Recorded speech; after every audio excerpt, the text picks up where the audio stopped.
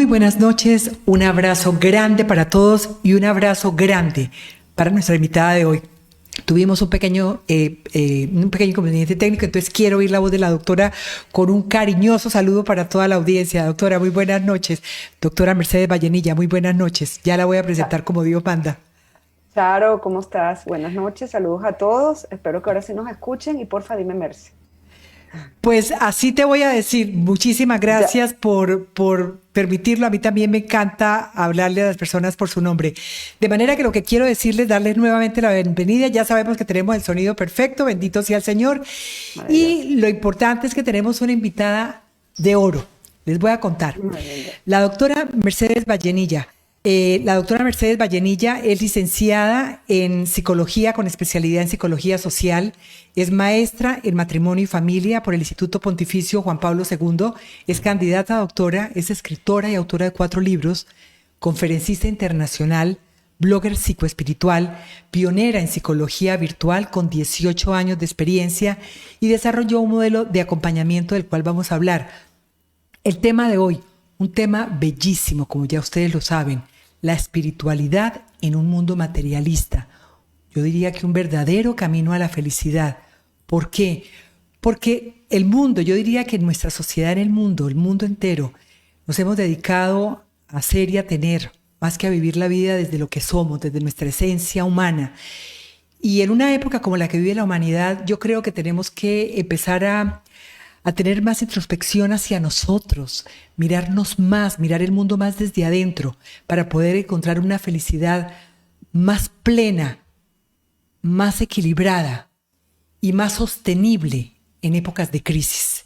Porque cuando la felicidad no viene de adentro, las crisis rompen con todo. Y estamos en un mundo donde necesitamos es que nuestro interior aguante todo para poder ser felices y transmitir felicidad. De manera que, doctora Mercedes Vallenilla, psicóloga católica, bienvenida. Charo, muchísimas gracias y ahora me da mucho gusto que ya nos estén escuchando. Y bueno, aquí estoy con toda mi persona, con todo mi ser, para brindar luz, consuelo y esperanza a las personas que nos escuchen. Mercy, me dijiste que te dijera Mercy. Por favor. No, gracias a ti. Mercy, estás en Cancún, en México, ¿verdad? Estoy en Cancún, en el sureste mexicano. Y la Mi gente patria. dirá, pero en México, pero habla como venezolano. Ah, me fui de misionera cuando tenía 25 años de edad. Sí, Nací en Caracas, Venezuela, mi qué patria natal. maravilla. Y tengo 26 años ya viviendo fuera y tengo mi patria adoptiva, que es México, y ya sabes que el corazón es muy grande. Termino siendo ciudadana del mundo porque así es un poco lo que vamos a vivir llegando al cielo. No necesitar Así visa es. ni pasaporte ni nada. Qué Soy de aquí, maravilla. de allá y de más allá, y mis pacientes están por todos lados del mundo, así que soy ciudadana del mundo. Qué maravilla, pues un gran abrazo Sí, para ti de que estás en mi México lindo y querido. De así manera es. que, Mercy, la gente a veces cuando oye hablar de cosas positivas, de sugerencias o recomendaciones o consejos, oye consejos de personas a nivel de positividad, de optimismo, de espiritualidad, mucha gente se pregunta y dice, o le dicen a uno, pero es que es tan fácil hablar cuando todo funciona bien o porque usted no ha vivido lo que yo he vivido. Tu historia a nivel de salud y con todo respeto, te voy a pedir que compartas con nosotros eso para que vean que, o veamos, yo me incluyo ahí, que a veces en la adversidad se encuentra Dios y la vida cambia. Entonces me encantaría que nos contaras si eras psicóloga desde antes de vivir lo que viviste, porque estuviste a punto de morir y has sufrido una enfermedad bastante complicada. Cuéntanos un poco sobre eso, por favor. Sí, yo fui diagnosticada una enfermedad incurable, yo la llamo terminal en cámara lenta, Ok, porque estando de misionera católica en Filipinas, con mi esposo y mi hijo de 2 años, sí, y me diagnostican de esta enfermedad incurable. Me enfermé hace 28, pero me diagnosticaron 3 años después, de lo rara que es. ok, Y me diagnosticaron estando en el culme de mi misión, en donde yo había entregado todo, ok, mi proyecto de vida, todo, mis ofertas de trabajo, toda mi vida, para seguir un llamado de Dios como sí, misioneros en Filipinas. sí, Me diagnostican estando ahí y me dicen, te vas a morir en 10 años, y me dicen todo lo que me iba a pasar. De hecho, me ha pasado todo y más de lo que me han dicho porque he vivido más tiempo. Entonces, he tenido 17 cirugías porque todos los órganos se han dañado, me los han tenido que cortar, quitar. Yo digo corte y costura, ok, ¿no? exacto. Me tomo alrededor de entre 18 y 20 pastillas al día. yo no me veo enferma, pero si estoy muy enferma he estado 4 veces con alta probabilidad de morir. 2 me di cuenta y 2 no. La que más me di cuenta fue que vi mi corazón apagándose estando en el hospital. Me llegó a latir en 16. Cuando yo digo eso, la No, persona pues que me sí, escucha de sí, sí, médico sí, se sí, sí, sí, sorprende. sí, sí, sí. Porque el corazón puede latir 80, cuando hacemos ejercicio 100, 110, 120, Sí. pero 16 ya un corazón, yo lo vi Ya está. apagándose. Sí, sí, sí, sí, Yo sí, lo sí. vi y vi la máquina de resucitar al lado y me alcanzó con la mirada a despedirme de mi esposo, ¿no? Si yo estaba 4 veces, una probabilidad alta, me han dicho, oye, te desangraste en una cirugía en vez de durar una cirugía muy común que es quitar la matriz porque estaba ya llena de todo, duró 8 horas, eso no es normal, ¿no? Entonces así ha sido toda mi historia y bueno, no me veo así porque yo creo que cuando lo que tengo enfermo es el cuerpo, no tengo enfermo ni la mente ni el alma. Y esa es la potencia que mueve este cuerpo enfermo a todas partes. Qué maravilla, Mercedes. Nos llenas de fuerza para muchas personas que pueden estar pasando situaciones muy difíciles en este momento a nivel no solo de salud del cuerpo, sino del alma. Y, en fin, Mercedes, ¿cómo empezaste a ver la vida después de que la viviste todo lo que viviste? Tú eras ya psicóloga, pero habías entregado tu vida a Dios en muchas Sí, misiones y en muchas actividades muy cercanas a Él desde siempre. Me dices que desde que tenías 12 años, pero sí. cuéntanos un poco cuando ya vives esto, ¿cómo cambia tu vida y cómo influye el tener una vida espiritual, el vivir tu vida desde la espiritualidad y desde la creencia en un ser divino, en Dios? Viví lo que cualquier cristiano vive, lo que todos mis pacientes que son del entorno católico viven. Me sentí profundamente abandonada por Dios. No me sirvió mi profesión como psicóloga Santo Dios, sí. y tampoco me sirvió mi gran fe que me había llevado a entregar la vida. Me sentí traicionada por Dios. Lo primero que hice es lo que hacemos todos los cristianos, espiritualicé, lo cual es un error. Ok, Me traté de saltar mi humanidad y escuchar cosas que me decían que no me servían. Toma tu cruz y síguelo, Dios no permite cruz que tú no puedas cargar, Dios te ama mucho. Y decía, ¿cómo? Tú no sabes lo que yo estoy sufriendo. Tengo 25 años, me voy a morir en 10 años. Y me cambió la vida radicalmente. Entonces, a raíz de la crisis del desorden, encontré un gran tesoro. Y esa búsqueda personal de tratar de entender lo que pudiera entender de lo que me estaba pasando, de esto que yo sí, sentí una traición, empecé a encontrar el camino a la resurrección, pero no porque mi problema se resolviera, porque yo vivo en este cuerpo enfermo y un dolor todos los santos días, ok, sino porque esa búsqueda que yo empecé a tener, cognitiva primero racional, me empezó a dar respuestas, Dios, el Espíritu Santo me empezó a guiar y eso fue lo que yo empecé a compartir. Y ok. cuando yo lo compartía, yo entendía cada vez más y veía el bien que hacía de lo que yo compartía. Ujú. Y pues Desde tu propia experiencia. sí, tengo 30 años dando conferencias y hago conferencias de psicología y espiritualidad, pero cuando cuento mi historia, eso es lo que más ayuda. Porque Claro, yo lo porque es que, resolví. claro, porque es que tú tienes la experiencia de haber resuelto eso. Sí, En qué momento dentro de tu vida espiritual? Porque además, fíjate que tú lo dices y lo dices de una manera muy sincera. Es que ni la psicología ni nada me funcionaba en ese momento. Yo necesitaba encontrar caminos diferentes y empiezas a buscarlos a través de la espiritualidad. ¿Cuáles fueron esos primeros pasos cuando una persona está viviendo algo tan difícil como tú viviste y como están viviendo muchas personas hoy en el mundo entero a través de la pandemia y de otras enfermedades que también llegan y rompen con la vida, con la vida de la persona y con su serenidad y con todo? ¿Qué le dirías tú a esas personas? ¿Cómo fue tu experiencia y qué fue lo que te sirvió en ese momento a ti? el equilibrio dentro del desequilibrio. Ok, ¿Qué quiere decir? La ley de la gradualidad. ok, Ni todo de una vez, ni abandonarnos en la lucha. Es la ley de la gradualidad. Yo no resolví esto. Yo hoy, después de 28 años de enfermedad, fue un camino a la gradualidad. Yo puedo hablar hoy así, pero no fue así apenas yo recibí el diagnóstico. Y lo que me saca a mí es una frase, que es la frase de mi tercer libro, que dice que el dolor no te roba el amor.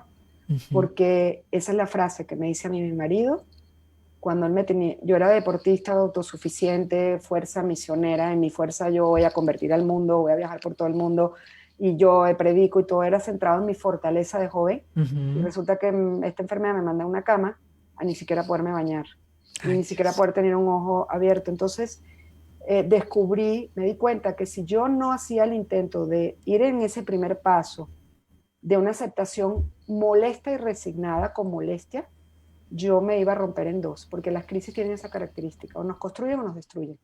Así es. Y yo decidí emprender ese camino con la ley de la gradualidad. Fui a la iglesia, le dije a mi marido que me ayudara a arrodillarme y le dije, está bien, yo voy a ofrecer todo esto, pero dame un sentido. Y él me dijo algo que no me gustó, me dijo, por la fidelidad a los sacerdotes y las vírgenes consagradas. Yo le dije, ay, no, qué desperdicio. Porque hace 28 años andábamos en otra situación. Sí, Yo dije, por los niños de África, por no sé qué, y él me dijo, no, no lo vas a entender, pero tú vas a ofrecer eso toda tu vida. Lo primero que recibí fue un motivo por la cual ofrecer todo ese sufrimiento. Y en Ley de la Gradualidad empezó esa búsqueda interior. O sea que cuando uno tiene algo tan difícil como lo está viviendo mucha gente en este momento y como lo viviste tú en tu momento, el primer paso es tener la serenidad de saber que la recuperación no es de un día para otro, es gradual. Totalmente. Es gradual. Es un caminito de aceptación, yo diría, molesta. Una resignación que no es una resignación es como una resignación a la fuerza, te toca ya, no puedes cambiar. Pero abrirte a ir en ley de la gradualidad, a ir progresando poco a poco, en que no podemos entender ni todo de una vez, ni siquiera en esta tierra, porque hay cosas que yo no tengo cómo explicarlas. Así es. Porque eso está reservado para la eternidad. La eternidad es el 100%, en esta tierra no existe el 100%. Y entender que vamos a entender alguito, no todo, alguito. Pero ese alguito en ese esfuerzo de abrirnos a escuchar, abrirnos a esa búsqueda, porque el que se encierra y claudica, eso es desequilibrio, más desequilibrio, eso es romper. Okay. Entonces, por eso lo llamo yo equilibrio en el desequilibrio, porque el equilibrio es decir, ok, yo voy a emprender este camino. Eso fue un camino donde él me fue llevando de la mano y yo empecé a publicar en mis libros lo que yo empezaba a encontrar. Y sobre los libros vamos a hablar más adelante, pero me gustaría en este momento, Mercy, que nos hablaras, que le expliquemos a la gente desde la psicología cómo funciona la espiritualidad en el campo de la psicología y por qué es tan beneficiosa, porque está comprobado a través de estadísticas y de muchos hospitales que han hecho muchas pruebas en el mundo entero, y es que las personas que tienen un desarrollo espiritual son personas que manejan mejor la adversidad. Bueno, lo que pasa es que aquí está mi camino personal y sin yo saberlo estaba el camino del progreso de la ciencia. Sí. Y cuando yo entré en el doctorado me di cuenta cómo está la cereza pastel, ciencia y fe, en este momento conjuntándose en una perspectiva que se llama psicología de la religión, que solo tiene 23 años. Vamos a decir que empezó esta perspectiva en la ciencia y es que se llama el factor RS, religioso espiritual. Ya está demostrado en la comunidad científica que las personas que tienen creencias o prácticas religiosas y espirituales impacta positivamente la salud mental.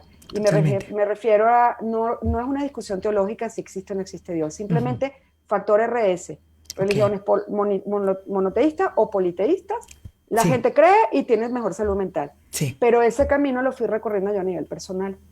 Y todo el modelo de acompañamiento que tengo hoy fue un descubrimiento, fue lo que yo fui descubriendo conjuntando la psicología con la espiritualidad. La psicoespiritualidad fue un término donde yo lo acuñé, que en la ciencia se llama factor RS, pero que la gente no es hacer un temario de materias de teología por un lado y psicología por otro. No, ellas van...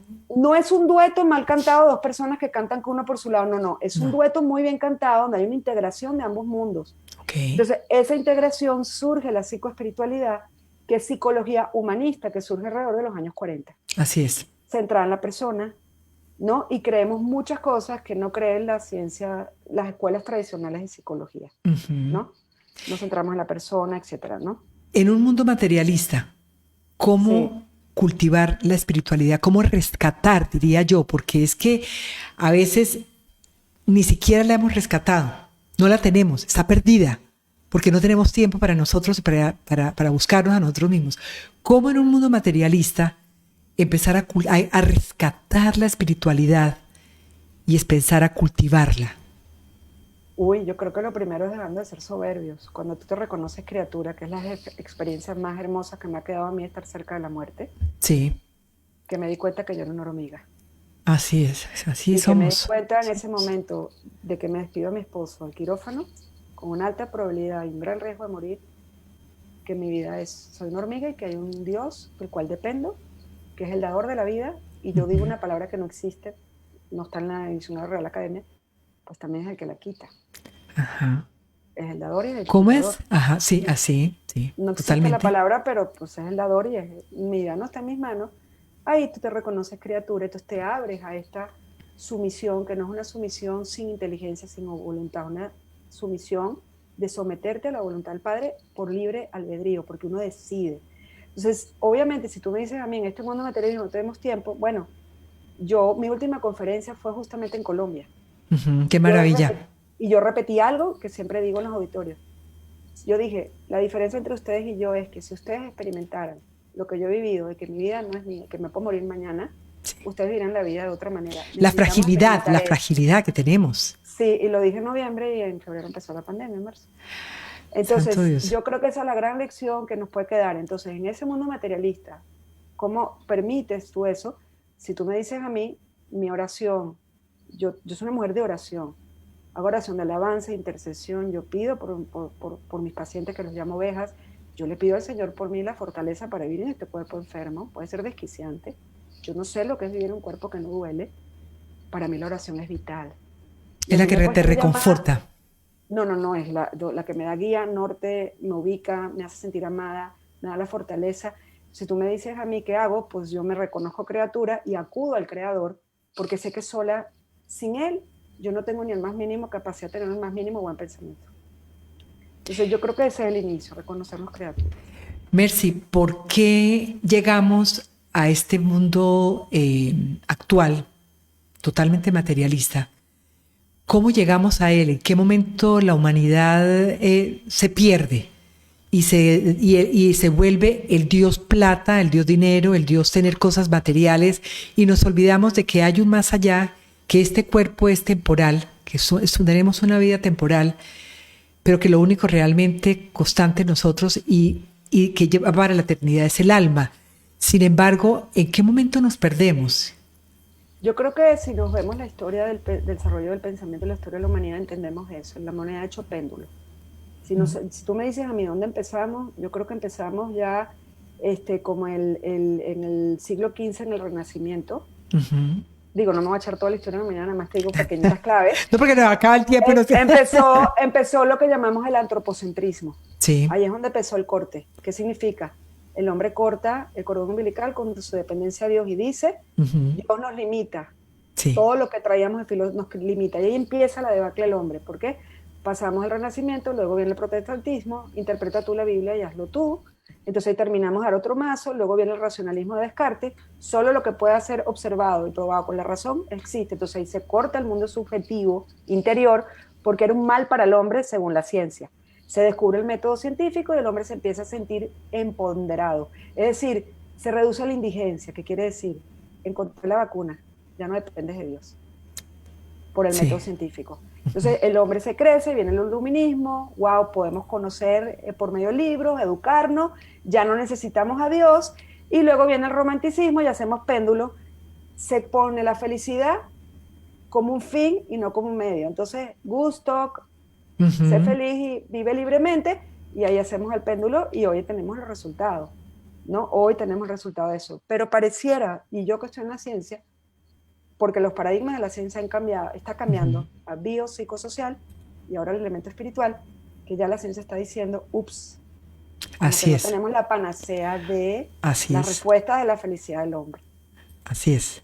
Y estamos pareciendo que regresando a eso, a un encuentro y reconocer que sí es importante y que no somos basureros, contenedores, que podemos tirarle lo que queramos sin consecuencias. Tenemos un alma que cultivar.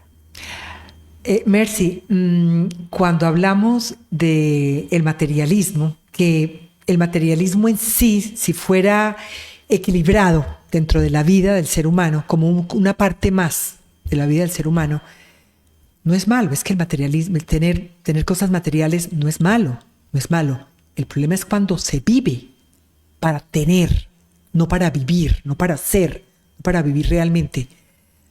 ¿Cómo, en tu experiencia, cómo logra equilibrarse esas dos partes para poder lograr rescatar y que la espiritualidad llegue a tener, no quiere decir que entonces ya no volvamos a trabajar y que entonces perdamos las aspiraciones, que entonces ya no haya aspiraciones de nada, porque a veces nos vamos al extremo. Ah, no, listo, entonces que ahora ya dijeron que es que el materialismo es malo, que tener casa y tener su carro y tener trabajo y tener las cosas es malo.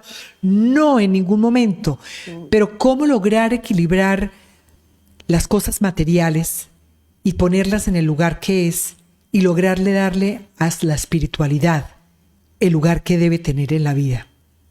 Lo que pasa es que, como tú estás diciendo, materialismo, todos los ismos son desequilibrios. Así es. ¿Ok? Entonces, ¿qué es lo que significa un ismo? Es un exceso de algo. Ok. Por eso también el exceso de espiritualidad se le llama fanatismo. Fanatismo. Entonces, todos los desequilibrios, incluso hasta de bienes, producen males. ¿Ok? Entonces, ¿qué sucede? Si tú tienes equilibrio entre esas opciones, los bienes que llamamos, hay bienes parciales y hay bienes integrales.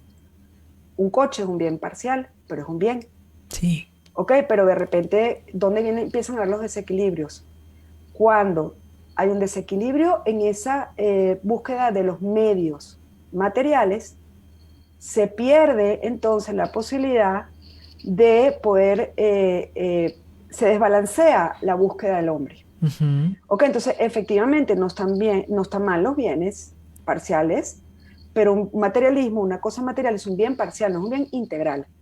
Así Okay. es. El cultivo de la espiritualidad es un bien integral, pero tampoco podemos dedicarnos a rezar todo el día porque no somos, como digo yo, cuerpos gloriosos. Necesitamos producir para poder pagar. Totalmente. Entonces volvemos a lo mismo. No es que la espiritualidad sea buena y la religión buena y los bienes materiales son malos. No, lo que está mal es que no podemos hacer opciones balanceadas para sacar un todo. Exacto. No, por ejemplo, el deber ser es un bien, pero si se sale el deber ser de cauce, se convierte en debeísmo. Entonces, como los fariseos, el dedo parado culpando, eso es fariseico porque te estás quitando la posibilidad de la misericordia. Totalmente cierto. Viendo ya esa parte del materialismo y yéndonos a la parte de la psicoespiritualidad, ¿por qué no le contamos a la gente cómo funciona la psicoespiritualidad? Cuando yo llego, por ejemplo, a una consulta tuya como psicóloga especializada en la parte de psicoespiritualidad, ¿cuáles podrían ser los interrogantes que podría cualquiera de nosotros recibir y que deberíamos hacernos para poder saber cómo está esa parte psicoespiritual nuestra? Lo que pasa es que la psicoespiritualidad fue una palabra que había usado algún psiquiatra en el pasado, separada. Totalmente. Sí. Y yo la junté. Sí. Por ahí veo que de repente la usan, pero hay una... Ha crecido su... Sí, pero sigue habiendo una gran confusión. Sí. Porque creen que la psicoespiritualidad es lo que te dije. Yo acá pongo un temario cosas espirituales y pongo un temario cosas psicológicas. Eso no es la psicoespiritualidad. Okay. La psicoespiritualidad verdadera que emana de la ciencia es una integración muy armónica en este modelo de acompañamiento, en este abordaje de cosas que están fundidas en armonía. Y vamos a decir, voy a usar una palabra que puede sonar un poco redundante, pero bueno, la tengo que decir, como un fundamento epistemológico. Ok. ¿Qué significa? Un fundamento epistemológico que da una base, un sustento al conocimiento, fruto del estado del conocimiento de la ciencia, que da como capas y pisos a teorías. Y esas teorías, que es cómo se concibe al objeto de estudio, que es el hombre, cómo se concibe. Yo lo concibo como una persona que está formada por una unidad sustancial de mente, cuerpo y alma. Entonces, de ahí se deriva una forma de abordar a la persona en mente, cuerpo y alma, con un método. Pero ¿qué pasa? Es todo un completo paquete de epistemología, teoría, concepción del hombre, que emana una metodología que tiene fases, formas de abordar, ¿ok? Y que yo voy a ir publicando a medida que yo vaya avanzando, porque tiene que salir del ámbito académico. Pero ¿qué pasa? Que hay mucha confusión porque lamentablemente está la ciencia más abordada por todas las profesiones posibles. Todo el mundo cree que es psicólogo, ¿no? Y eso genera extrema confusión en las personas. pero de una manera más sencilla. La explicación es perfecta, pero de una manera más sencilla para esa persona que está al otro lado de la cámara en este momento. Es una integración. Y que nos está viendo y que quiere entender realmente qué es la psicoespiritualidad. Vamos a explicárselo de la manera más simple posible. Es la integración armónica entre la psicología humanista y la espiritualidad cristiana.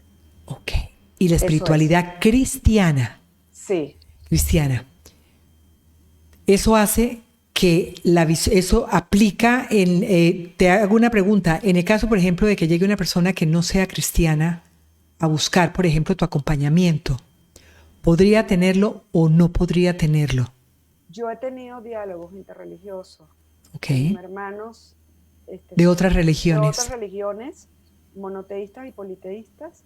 No tengo ningún problema en dialogar con ellos. Desde el campo espiritual, que ya abre a todo.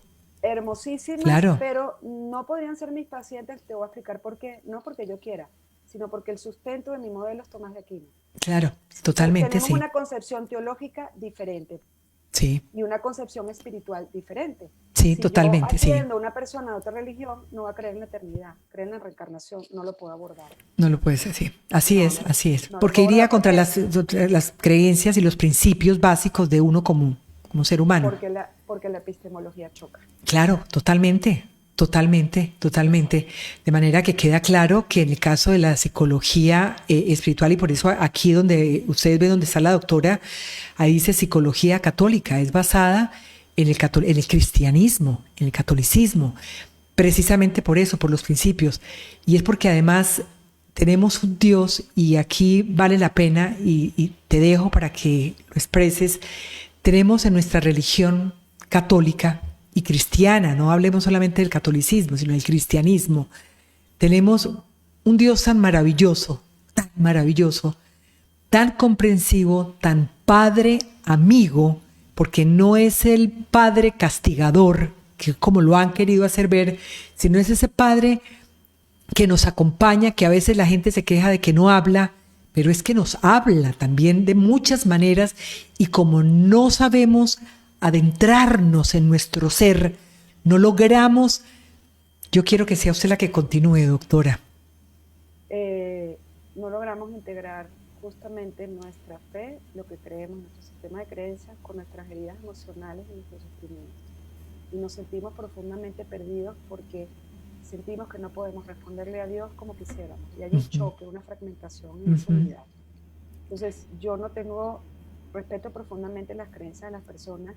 Cuando yo me planteé totalmente. La católica integral, he sufrido muchísima discriminación, pero todo valió la pena. Ahorita está un poquito más de moda, pero cuando yo me paré nadie lo hacía. Me llamaron loca, eso no existe. Pero ha sido algo que ha valido la pena porque yo parto de un principio. Yo no estoy aquí para convertir a nadie en mi religión. Simplemente comparto lo que a mí me ha sido revelado. Y porque considero, como creyente cristiana católica, que los cristianos merecemos y necesitamos, al ser acompañados en nuestra sanación de heridas emocionales, desde lo que nosotros creemos y desde lo más valioso que nosotros creemos, que es nuestra fe. Así es. Necesitamos ser acompañados desde ahí. Y fíjate que nuestra fe tiene regalos para nosotros, los cristianos y los católicos. Yo soy cristiana católica, pero para los cristianos en general tiene regalos maravillosos. En el caso, por ejemplo, del catolicismo, tenemos las 3 virtudes teologales, donde yo creo que la esperanza en esta época coyuntural de la humanidad, yo creo que es el gran regalo de Dios, y a veces nos olvidamos de él, ¿verdad? Y por ejemplo, cuando tú estás tocando la esperanza, es uno de mis videos más vistos. ¿Uno de qué? Perdón, no te oí. De mis videos más vistos. Ok. Yo explico qué es la esperanza como virtud teologal y explico qué es la esperanza desde la psicología humanista. ¿Cómo es la esperanza? Regálanos eso. ¿Cómo es la esperanza desde la virtud teologal y cómo es la esperanza desde la psicología espiritual? Te lo voy a partir desde la psicología. Ok. Cuando tenemos a nivel psíquico, pasamos un problema, una dificultad y perdemos la esperanza, que es a nivel psicológico es la ausencia de la creencia de que las cosas pueden estar bien. Sí. Y aprendo a caminar desesperanzado porque me convenzo de que mi problema no tiene solución, entonces yo le cierro la puerta a la posibilidad de que el Espíritu Santo me transforme y le cierro la puerta a la vivencia de la virtud teologal.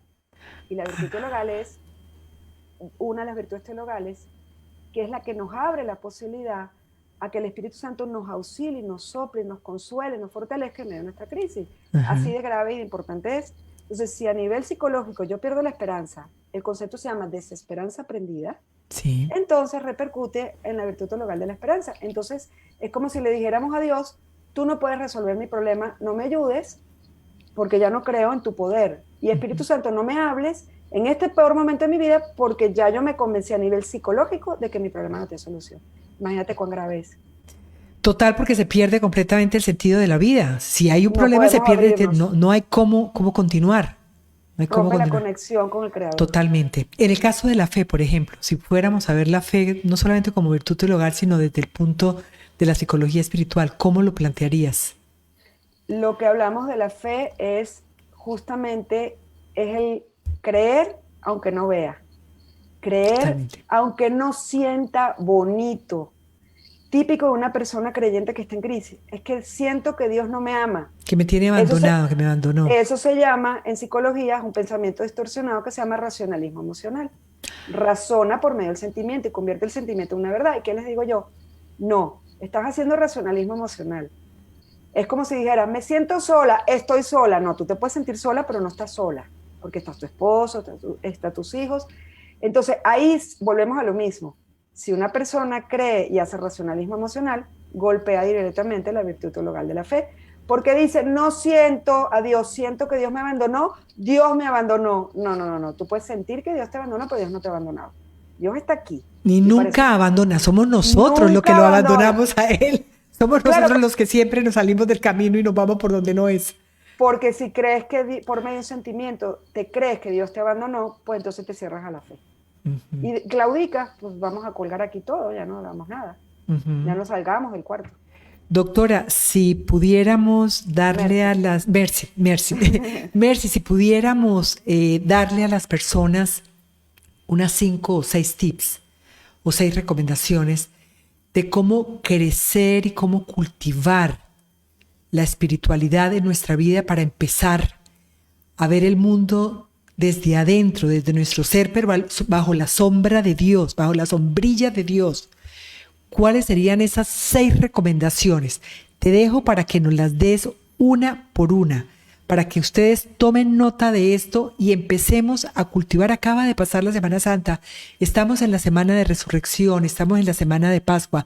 Dios ha resucitado y debe realmente resucitar en nuestros corazones. Necesitamos aferrarnos a Él por amor y creyendo en que teniendo fe en Él, tenemos esperanza en una vida mejor, a pesar de lo que estamos viviendo. ¿Cuáles serían esas 6 recomendaciones, doctora? Lo primero que yo recomendaría es definitivamente reconocerse criaturas y ser humilde. Okay. Yo he ayudado a gente con trastornos clínicos con una gran humildad y Dios los sana, y he ayudado a gente con problemas muy sencillos existenciales con una gran soberbia que no sanan. ¿Ok? Entonces, lo primero es que... humildad, cultivar la humildad. Totalmente. De la humildad viene todo. Para mí sí, mí sí. Okay. Aquí no valen títulos, no valen nada. Aquí lo que vale es que somos simples criaturas, del polvo venimos, del polvo iremos y nos vamos. Esto es un tránsito. Entonces, si no hay humildad, no pasa nada. Ahí nos quedamos. Okay. Lo segundo que se deriva de ahí, el segunda recomendación, por lo menos que a mí me ayuda enormemente, no ver a la oración como un deber ser, verlo como una necesidad. Qué bien. Yo hago, no sé, no importa el tiempo, lo voy a decir, pero no es relevante. Yo me levanto con mi misa. Yo estoy dando misas de chiquita. Sí. Para mí ese es mi momento que me centra, es una necesidad de mi alma, entrar en contacto con mi Creador, con ese recordar eso y ese sacrificio que se celebra ahí de nuevo. Por ejemplo, es una necesidad en mí. Yo le canto al Espíritu Santo, yo canto el Veni Creator en latín. Sí. Aquí sentada antes de atender a mi primer paciente, yo me consagro a la acción del Espíritu Santo. Yo rezo en la noche, me puede llamar quien sea, ni mi marido sabe que yo hago oración de alabanza, intercesión, me paro, oro, de verdad, porque es una necesidad de mi espíritu. Que llena además tu alma, llena tu espíritu. Porque ahí encuentro todo. Entonces eso es lo segundo. Cuando cambias la oración por una necesidad, no por un deber ser, todo en tu interior empieza a cambiar. La tercera recomendación que les doy es que no se encierren. Lo peor que puede hacer una persona es encerrarse en su dolor. Y encerrarse en su dolor no es encerrarse en la recámara o como le dicen algunos colombianos, en la pieza o en el cuarto, como le llamen. La pieza, o en el la pieza. room, o donde sea, ¿no? No. Porque quien se encierra se desconecta, gravísimo. Hay que salir. De hecho, todas las teorías modernas de psicología nos hablan de eso, que mientras tú salgas, porque sales de tu pensamiento, el encierro de la pieza representa el encierro en tu mundo, en tu dolor. Sí. Cuando el dolor es compartido, es comprendido. Y necesitamos salir. Qué importante, déjame repetir eso que dijiste, cuando el dolor es compartido, sí, es comprendido. Sí, pero por el que lo comparte primera instancia. Además, lo que nos haces ver y que es muy importante en este tercer punto es que hay que tener lo de las salidas porque hay que estar en contacto con la naturaleza, con el mundo, con la gente, con la vida, con la realidad. Sí. Porque si no se vuelve la persona egocéntrica emocionalmente. Yo estoy muy enferma, pero yo no camino así por la vida. O se desmorona y se deja morir. Exactamente. La siguiente recomendación, no sé cuántas llevo, pero aquí va la Llevas tres, vamos en la cuarta ya, vamos para la cuarta. Okay, la cuarta es muy, muy básico, dejar de posar culpas y echar culpas y asumir responsabilidad. Yo he ayudado a gente con situaciones muy graves, abuso sexual, de todo. Y en el momento que tú dices, lo que me pasó estuvo horrible, pero ya no puedo hacer nada al respecto, pero sí puedo hacer algo con la consecuencia en mi vida de esto, en ese momento se empiezan a solucionar las cosas. El momento que yo dejé de echarle culpa al doctor que estaba alcoholizado el día que yo me enfermé y que por su error me enfermé, en ese momento yo empecé a abrir, a resolverlo. En cambio, quien se mantiene es que me pasó, es que sí, estuvo horrible, pero ya no podemos hacer nada. Ya no podemos regresarlo. Nos empezamos entonces, aquí viene la siguiente. La quinta. Empezamos el pasado empieza a tener sentido, como una pieza rompecabezas, y nos empezamos a vivir en el presente. Porque hay personas que viven presentes, ausentes, porque están así. Y perdona que me volteé en mi silla, ¿no? Sí, están mirando para el pasado. Ya no podemos hacer nada, ya pasó. Entonces, vivir en el presente, porque es la única manera de abrirnos con la esperanza hacia el futuro. Claro, y tenerlo como una referencia de aprendizaje, no más. Sí, y te puedo seguir dando muchas, abrirse para mí no existe el fracaso. No, para mí tampoco. Cuando yo entré a mi doctorado, ¿cuál fue tu último fracaso? Y dije, es que yo no creo en el fracaso. Creo que soy un ser humano perfectible, que se equivoca todos los días y que está bien que me equivoque y lo que tengo es el perdón y las disculpas por delante. Y aprendo de mis errores. Y no me hace menos persona ni menos nada pedir perdón y disculpas. Además que es de donde más se aprende del fracaso. Nadie puede decir que todo le salió perfecto de uno y le salió el gran logro. La mayoría de la gente tiene sus altibajos y tiene fracasos. Caer es vivir. Sí. El fracaso es cuando se queda ahí. Cuando la persona se queda ahí, sí fracasa. Cuando no logra superar, sino que se quedó ahí. Desde el principio, una persona que es soberbia, si se le sale algo mal, fracasa, se echa a morir. Todo viene al punto uno que te dije. La gratitud. ¿Cómo ves la gratitud en el área de la espiritualidad? Bueno, la gratitud es cuando tú reconoces que has recibido un regalo inmerecidamente, volvemos a lo mismo. Que además es inmerecido. Porque... cuando tú crees que lo mereces todo, pues no te abres a la gratitud. Exactamente. A nivel espiritual es eso y a nivel psicológico es una emoción que te hace ver que has recibido algo que te ha hecho un bien. Pues se nos acabó el tiempo, 40 minutos, cumplida la misión, se nos fue el tiempo rapidísimo, mi querida doctora. Me voy a alargar un minuto más porque no quiero dejarla ir, sin que nos diga el nombre de los 4 libros que tiene en este momento usted, que son sobre psicoespiritualidad. Sí, el primero ya no existe. Okay. De hecho, escribí saqueo con ese. Sí. Escribí muy mal. El segundo es Porque yo, actitud inteligente ante la enfermedad. Es un libro más de corte teológico, lo usan universidades para texto de psiquiatría. Ajá. El tercero es el más leído porque es mi historia. Okay. De sufrimiento hasta hace 10 años, es que el dolor no te roba el amor. Y la que ella te ha dejado, te ha enriquecido la vida a pesar del dolor. Dios ha sanado por medio de ese libro. Yo no sé qué pasa, pero Dios hace milagros con ese libro. Y el cuarto se llama All Inclusive, uniendo mente y alma. Y ya tengo escrito el quinto, pero no lo he editado, pero ya está escrito. Ya está escrito. ¿Y ya tienes nombre? Sí, es todo el fundamento teórico del modelo. ¿Y ya Empiezo tienes el nombre de compartiendo. cómo se va a llamar? Sí, se llama Fundamentación teórica del modelo de acompañamiento. Es el primero de una colección de 4. Yo tengo el quinto y el sexto escrito, pero no los he podido editar. Pues doctora Mercedes Vallenilla, psicóloga católica, maestra en matrimonio y familia, tiene una página que se llama psicologiacatólicaintegral.com. Ahí está para las personas que quieran hacer un seguimiento espiritual, psicoespiritual. De manera que, doctora, de verdad que un placer haberla tenido en el programa, Mercy. Un abrazo para ti, para toda la familia, para toda tu familia, y ojalá podamos pronto poderte tener nuevamente en el programa hablando sobre uno de los libros, sobre ese libro que tanto se vende. Ojalá en un mes y medio, 2 meses podamos estar aquí hablando sobre ese libro. Charo, te agradezco mucho tu invitación. Sí soy una persona muy ocupada, pero siempre abriré espacio para poder compartir con mucha humildad lo que Dios me ha revelado, porque eso es lo que me dice en la oración, y brindar un poco de luz, consuelo y esperanza. Por eso está esa página. Yo no estoy buscando nada para mí realmente, sino ahí están todos los recursos, todo lo que yo hago pues con mis 5 panes y mis 2 peces, para poder compartirle a todas esas personas que no pueden tener acceso a un psicólogo católico como yo. Es mi aportación bueno, ahí lo pongo al servicio con mucha humildad y con mucha gratitud a Dios. Pues Así que les Mercy, agradezco mucho tu invitación. a ti muchísimas gracias por aceptar la invitación. Mil bendiciones para ti, para tu familia y para todos ustedes donde se encuentren. Un abrazo grande. Recuerden, tenemos que cuidarnos para poder cuidar de las personas que amamos. De manera que bendiciones para todos.